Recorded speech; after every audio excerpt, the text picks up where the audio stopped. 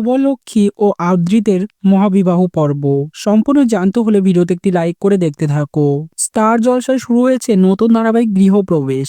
নতুন ধারাবাহিকের গল্প বেশ জমজমাট। ধারাবাহিকে অভিনয় করছেন সুস্মিত মুখার্জি এবং ঐশ্বরী রয়, দুজনেই বেশ জনপ্রিয়। এই ধারাবাহিকের গল্পের নায়ক অর্থাৎ আদ্রিত, তার সঙ্গে বিয়ে ঠিক হয়েছে একজন মেয়ের এবং সেও তাদের পরিচিত, কিন্তু আদ্রিত তো তাকে ভালোবাসে না, সে মন থেকে এবার বুঝতে পেরেছে। শুভলক্ষ্মী যখনই আদ্রিতের সামনে এসে তাকে ডেকে নিয়ে যাবে, তখন আদ্রিত যাচ্ছে না, বলছে একটা বড় ভুল সিদ্ধান্ত নিয়ে ফেলেছি, আমার মনে হয় আমি ঠিক মানুষকে বিয়ে করছি না। তখন শুভলক্ষ্মী বলতে থাকে, তাহলে কাকে পছন্দ তোমার? ঠিক তখনই আদ্রিত বলে ওঠে, যদি বলি তোমাকে।